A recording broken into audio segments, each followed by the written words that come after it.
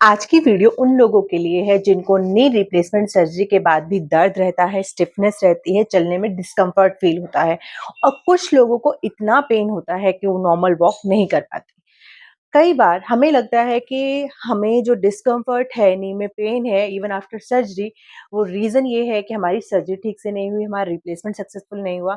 But 99% cases में जो main cause होता है, एक वेट होता है, दूसरी चीज़ होती है आपका सही फिज़ियोथेरेपी ट्रीटमेंट ना लेना, आपका रेगुलर एक्सरसाइज़ ना करना।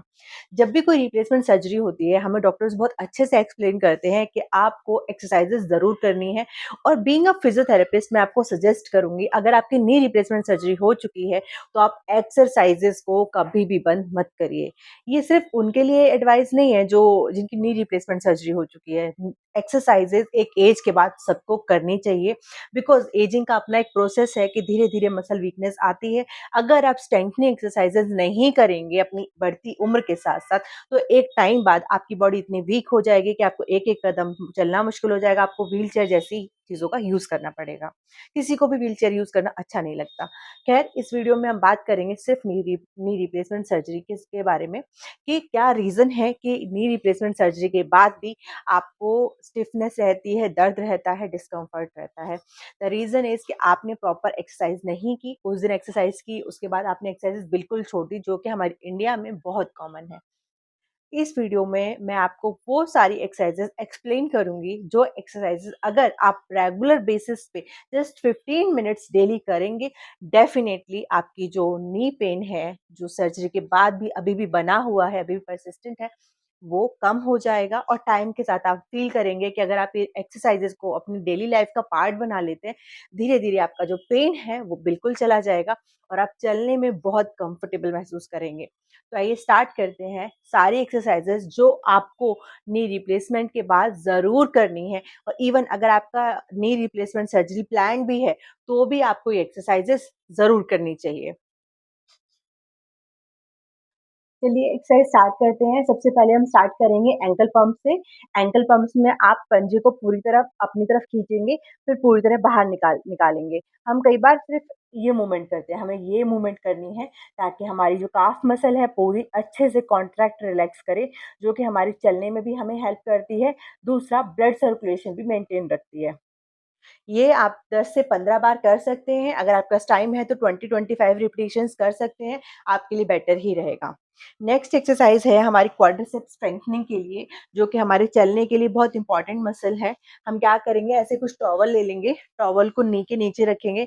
वैसे आप सिटिंग में कर सकते हैं बट आप उसको बहुत अच्छा इफ़ेक्ट चाहिए आपको, तो उसके लिए अच्छा है कि आप इस लेट जाएँ और लेट कर एक्सरसाइज करें। इसमें आपको घुटने से प्रेस करना है टॉवल को, इससे क्या होगा क्वाड्रिसेप्स में कॉन्ट्रैक्शन होगा और आपका जो क्वाड्रिसेप्स मसल है वो इतनी स्ट्रॉन्ग हो जाएगी कि आपको चलने में धीरे-धीरे कम्फर्ट आने लगेगा। तो इसको हम प्रेस करेंगे, 10 सेकंड होल्ड करेंगे, देन रिलैक्स। फिर हम इसको प्रेस करेंगे, 10 सेकंड होल्ड करेंगे, देन रिलैक्स। ये एक्सरसाइज आपको 10 से 15 बार करनी है और हर एक उसमें आपको 10 सेकंड का होल्ड लेना है ताकि इफ़ेक्ट बहुत अच्छा आए। नेक्स्ट एक्सरसाइज आपको पूरी इसी रोल को पकड़ना है, दोनों घुटनों के बीच में रखना है, अब इसे प्रेस करना है। आप जब इसको प्रेस करेंगे आपको इस एरिया में कॉन्ट्रैक्शन फ़ील होगा, ये आपके ग्लूट्स के लिए है बिकॉज़ चलने के लिए हमारे ग्लूट्स का भी स्ट्रॉन्ग होना बहुत ज़रूरी है। तो हम इसको प्रेस करेंगे, 10 सेकंड का होल्ड रखेंगे, देन रिलैक्स कर देंगे। फिर प्रेस करेंगे, 10 सेकंड का होल्ड लेंगे, रिलैक्स कर देंगे। ये भी आप 10 टू 15 रिपिटिशंस कर सकते हैं। आफ्टर दैट आप इसी का एक मॉडिफ़िकेशन है, इसको मेंटेन रखिए और साथ में ये मूवमेंट करिए। इसमें आपके ग्लूट्स की भी एक्सरसाइज हो रही है और आपके क्वाड्रिसेप्स भी स्ट्रॉन्ग हो रही है। तो प्रेस करते-करते ये वाला ऐसा करिए। इसमें आप चाहें तो होल्ड कर भी सकते हैं, अगर आपसे होल्ड नहीं हो पा रहा है, then it's okay. Next exercise आपको क्या करनी है, अपनी एब्डक्टर स्ट्रेंथनिंग के लिए करनी है।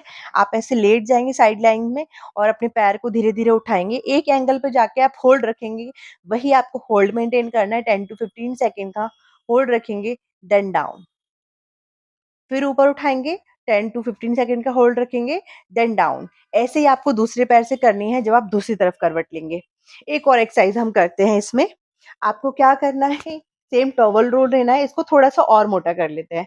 इसको दोनों घुटनों के बीच में दबा लेते हैं और हमें अब कुछ इस तरीके से करना है। ये एक्सरसाइज़ भी आपकी नी के लिए बहुत इम्पोर्टेंट है, आपकी हिप मोबिलिटी को मेंटेन रखेगी और साथ में आपकी नी पेन को भी कम करेगी। इसके भी आप 10 टू 15 रिपिटिशंस कर सकते हैं। इसमें होल्ड की इतनी ज़्यादा ज़रूरत नहीं है बिकॉज़ इसमें होल्ड रखना थोड़ा-सा मुश्किल रहता है।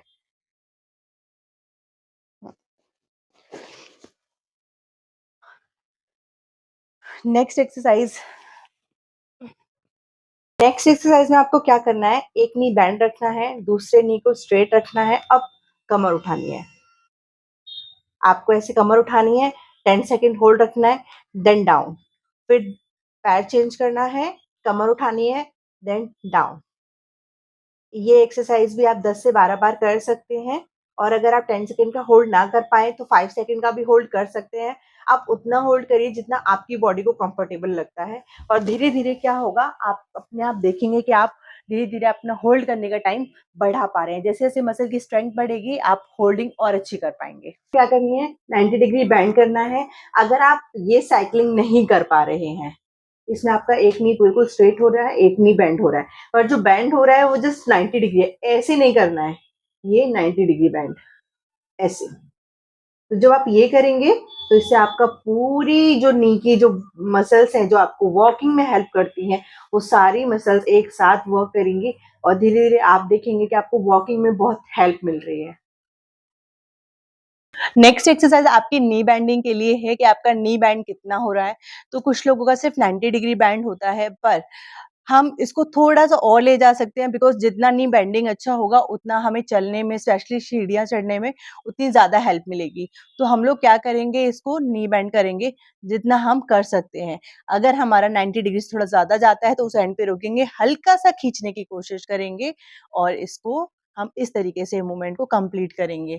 ये आप 20 रिपिटिशंस तक कर सकते हैं अगर पेन नहीं है तो। अगर आपको पेन आता है तो आप थोड़ा-सा इसको धीरे कर सकते हैं। या कम रिपिटिशंस भी कर सकते हैं। अब आपको उल्टे-लेटे ही एक और एक्सरसाइज़ करनी है इसके साथ। आपको क्या करना है, इस एक्सरसाइज़ को आप 2 तरीके से कर सकते हैं। आप चाहे तो पैर को ऐसे भी उठा सकते हैं, इसमें नी स्ट्रेट है, ऊपर उठा हुआ है। इसी एक्सरसाइज़ को आप चाहें तो नी बेंड कर सकते हैं और फिर ऊपर उठा सकते हैं।